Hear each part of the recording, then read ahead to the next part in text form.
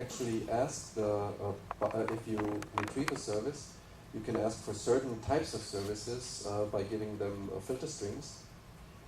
And they are configurable naturally because you instantiate them yourself, so you can use whatever constructor you want and you can do other configurations later on. But there are still some problems because first the registration introduces a dependency on the framework. So you're calling into the bundle context, which is maybe not something that you want if you want to reuse your application, if you reuse in different contexts. You also have the problem of eager creation. That means you do not have this lazy loading, which increases complexity and which increases the memory footprint of your application. And it's also not type safe because you pass in a string that identifies your service, and later on you must cast and hope that you get the right object back. But well, the OSGi consortium probably realized that this is a little bit problematic, and there were some third parties who created some solutions. So the next solution was declarative services, where you have declarative registration of your objects, and you have an XML file where you can put your interface and your implementation, which gives you much more freedom, and you solves most of the problems that we were talking about before. The only thing that is not solved is that there is no support for codeless extensions, like other modules like Eclipse extension points allow that. And the other model, where you do not query for the services, but you have your services injected, is done like in the way Spring does it, where you have a kind of a slot. In this case, we have class editor, and we have this field filter, and we have a method to set this filter, and we have an XML file that registers the implementation that should be used, and at startup, this is injected. So I do not need to care about it in any way. It's just a plain Pojo, and my dependencies are injected, and I have them when I need them, basically.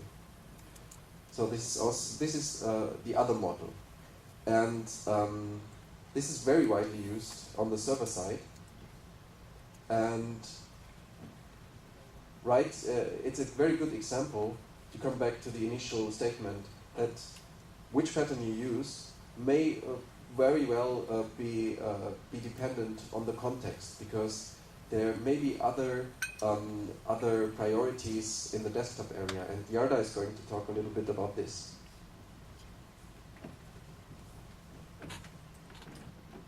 Okay, so many of you told us that you know Spring, so I thought, okay, let's include a slide which will describe what is the difference between dependency injection as used in Spring and the approach which is used by OSGi or JDK or NetBeans. Okay, so half a year ago, a guy appeared on our mailing list and claimed that NetBeans API are so old-fashioned that they contain singletons. Our usual pattern is windowing system, catch default. And if you are really using dependency injection, then you should know that the singletons are evil, aren't they? Okay, so this motivated me to think why they should be evil, because they work relatively well for us. And I read as much articles about describing why they are bad, why they should be bad, and that helped me to analyze the mapping of the certain concept inside of dependency injection and inside of modular systems. If you are using dependency injection, then basically if you want to find for one class what dependencies it has, then you go into import section and read the list of imports. Those are the dependencies. You know you will need bank account service, security service, and so on, so on, so on. In modular systems, on the other hand, you have your jar file, and inside of the jar file you have set of dependencies, and these dependencies say, okay, I need that API on class path, another API on class path, next API on class path. So this is the mapping.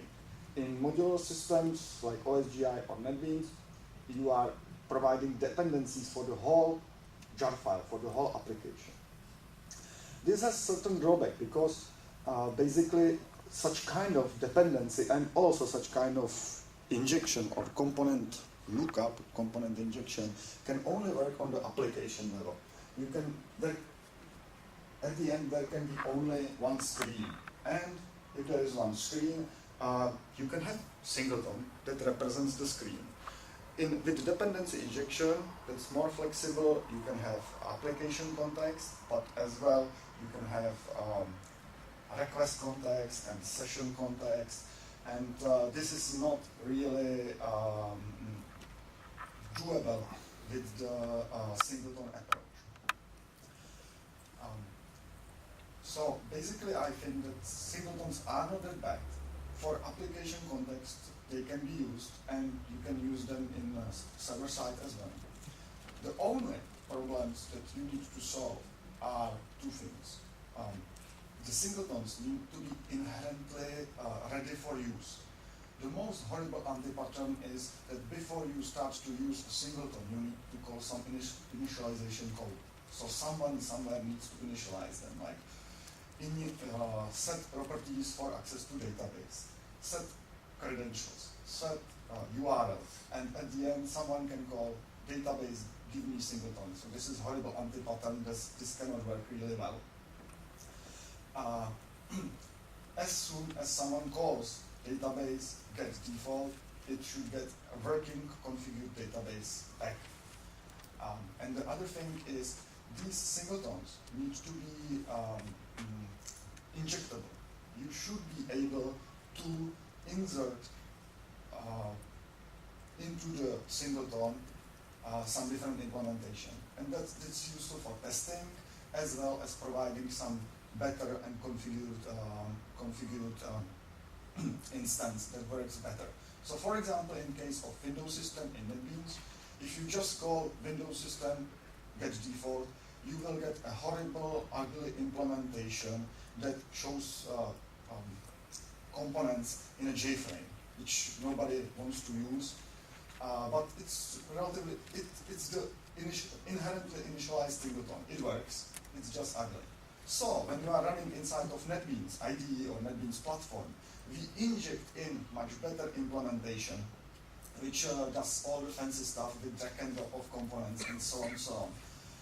And that's the one that is usually used. And if we are running inside of the test, then before the test executes, we register different implementation that runs headless and can handle all the requests in unit testing mode.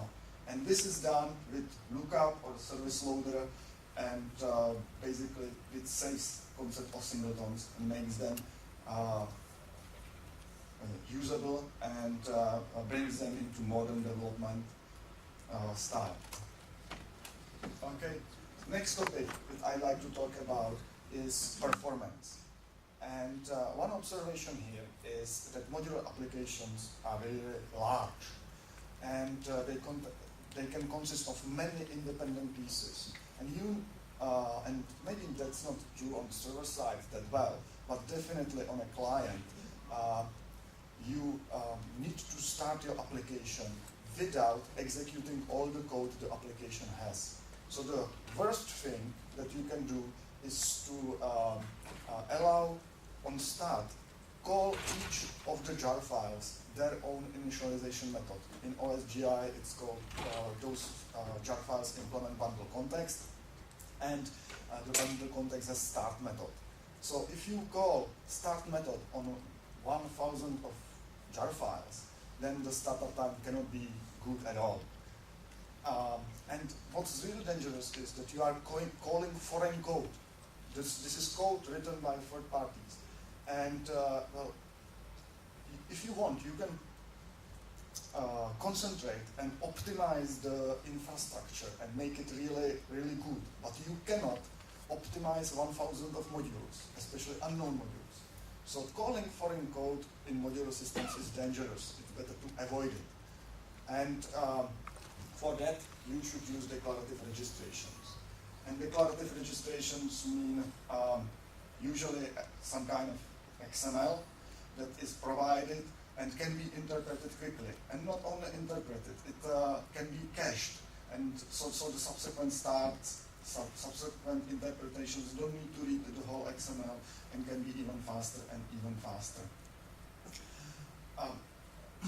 One thing that I noticed recently with JavaOne 98, it's basically declarative. It uses XML, but compared to the NetBeans way of using XML, it's still slow. And the problem is that the XML not only needs to be, it needs to be erect during start, and for each registration found inside of the XML, a handler needs to be called to process the registration and handle it. That's bad, because basically on start of a desktop application, you don't need much. You need layout of windows, you need to know what is inside of menu, you need to know what is inside of toolbar. But you don't care at all what are the templates, what are project types, what is content of option dialog, and so on and so on. And if you do the push model, that means process everything and register it somewhere. Reading all the useless information like the content of option dialog will slow you down, and you should avoid that. Okay, so that's all from me, and Zoran can try. Zoran is talking a little bit about his experiences with porting.